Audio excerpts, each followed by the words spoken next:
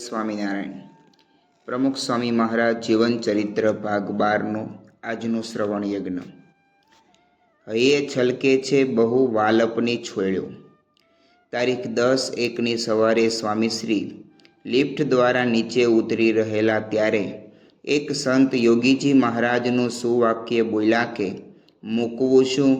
પંચવિષય, દેહાભિમાન ને અવળો પક્ષ મુકાઈ ગયું છે, સ્વામીશ્રી ઉચ્ચર્યા.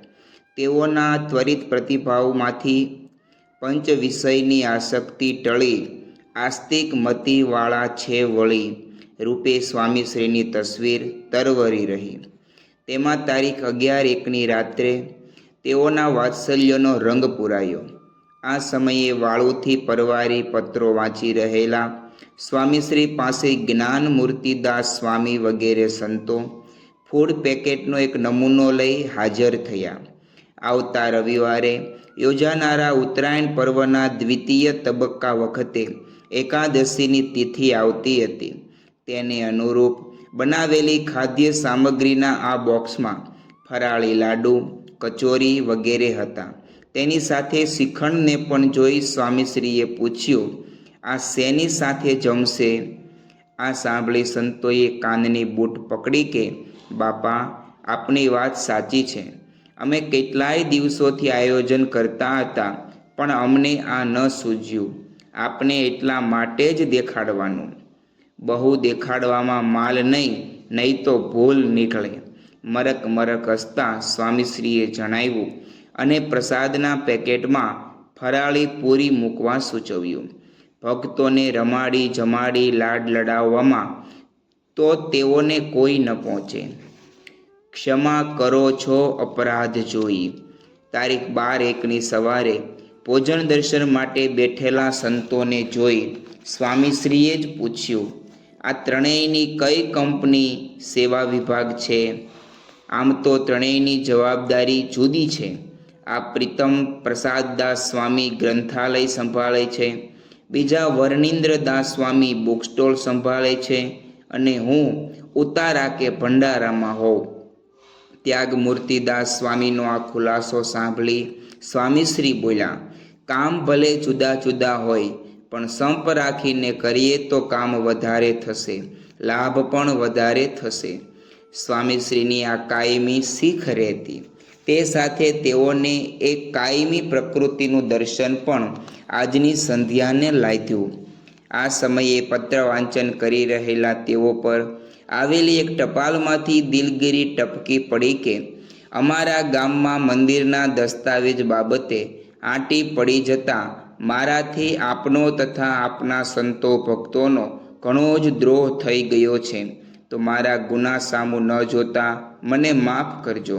હું તમારો હતો ને તમારો છું.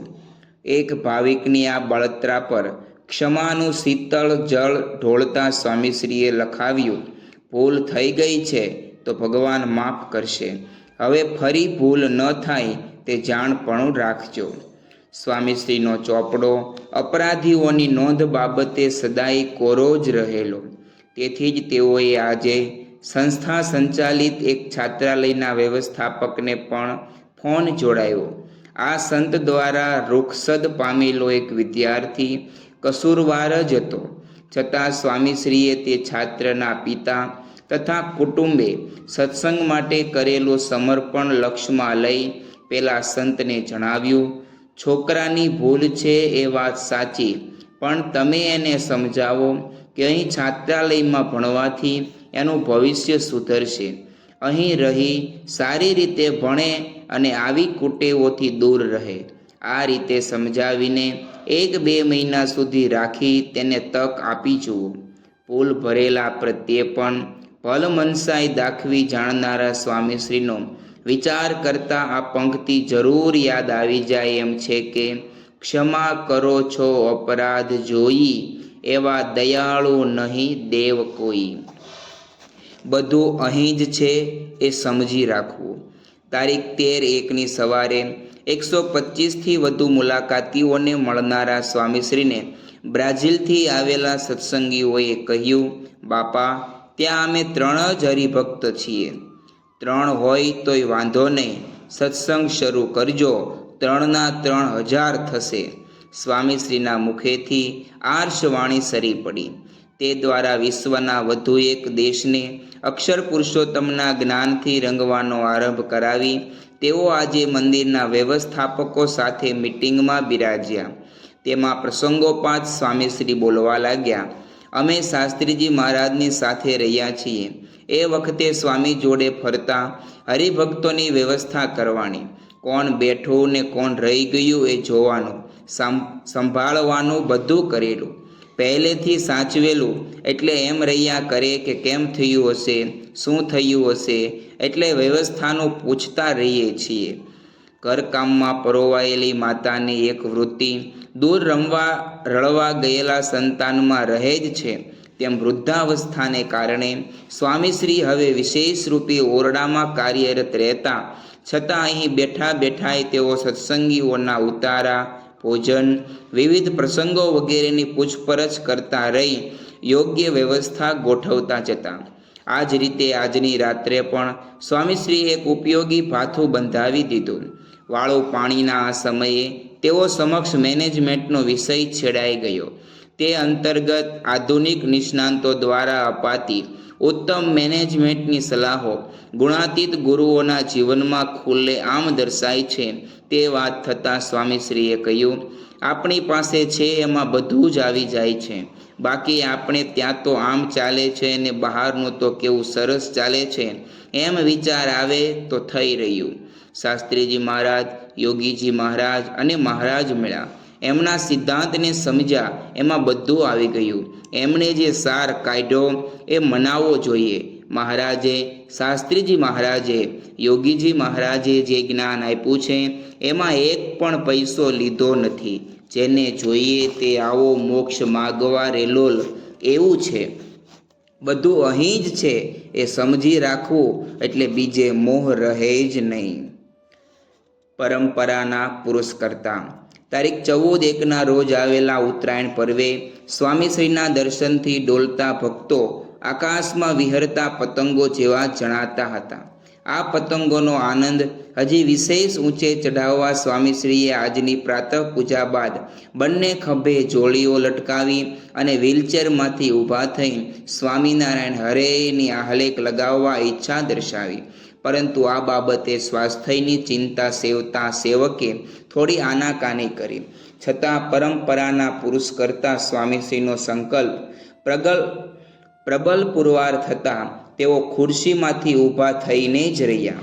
આ રીતે ઉત્સાહ અને ઉમંગના બે પગે ખડા થયેલા તેઓને કેવલ આહલેક જગાવવાની જ વિનંતી થઈ, પણ તેઓ તો જોડી માગવાની પ્રણાલિકાનો સવિસ્તર ઇતિહાસ વર્ણવવા લાગ્યા કે મહારાજના વખતમાં સંતો ભિક્ષા માંગી નિર્વાહ કરતા અને કથા વાર્તા કરતા. શાસ્ત્રીજી મહારાજે પણ આ પ્રથા પ્રમાણે ચાલુ રાખેલું. સારંગપુરમાં મંદિર થતું ત્યારે આપણે ઘણી આર્થિક મુશ્કેલી હતી. તે ઘડીએ આવા ચકમચકા નહીં. અત્યારે તો રસોઈના ઢગલા થઈ જાય છે. તે ઘડીએ તો માંગીને નિર્વાહ કરવાનો. તેમાં દાળ ચોખા તો ઓછા આવે, બાકી ઘઉંનો જુવારનો લોટ આવે, એમાંથી કામ ચાલે. અમારા મહાનત સ્વામીને તો જોડી માગીને ખભો ઊંચો થઈ ગયો હોય એ પ્રમાણે ચાલે. જોડી માગવા સંતો જાય ત્યારે ઘરમાં ખબર પડે એટલે આહલેક જગાવે. એ આહલેક કેવી રીતે જગાવતા?